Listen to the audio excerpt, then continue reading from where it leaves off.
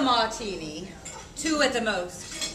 3, I'm under the table. 4, I'm under the host.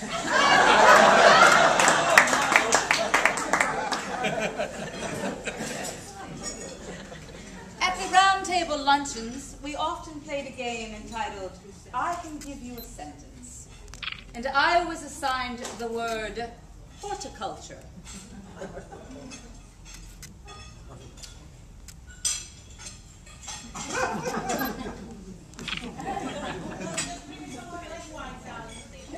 You can bring a horticulture, but you cannot make her think.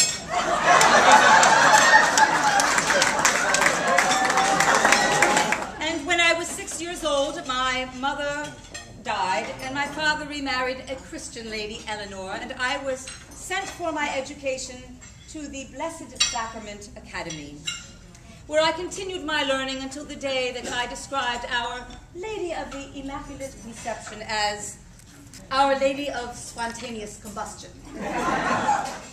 I was hired to write captions for ads, and I borrowed from Shakespeare, who wrote, "Brevity is the soul of wit." And I wrote, "Brevity is the soul of lingerie," as the petticoat said to the chemise. I also wrote, "There was a little girl who had a little curl in the middle of her forehead, and when she was good, she was very, very good. But when she was bad, she wore this rose-colored nightgown of mousseline soie, trimmed with a frosty Valencian lace." And I was hired as a drama critic, and indeed I was the first female drama critic in America. At the time, there were 80 Broadway theaters, 233 new productions a year, and 7 new plays debuting each night. And I was expected to see all of them. And in one review, I wrote about a play starring the young Katharine Hepburn, and I wrote, "Miss Hepburn runs the gamut of her emotions, from A to B." After lunches, we began to attract more and more people.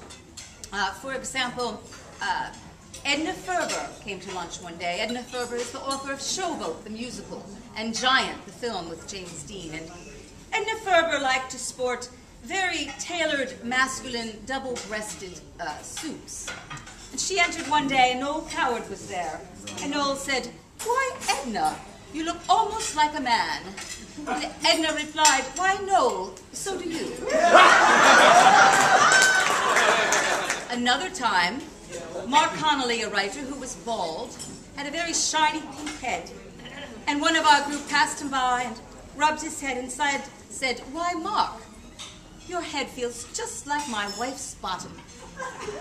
And Mark replied, "Why, so it does." At this time, I was married to Edwin Pond Parker, thus my name, Dorothy Parker, divorced, had affairs, got pregnant, which caused me to remake this remark: "That is what I get for putting all of my eggs into one basket."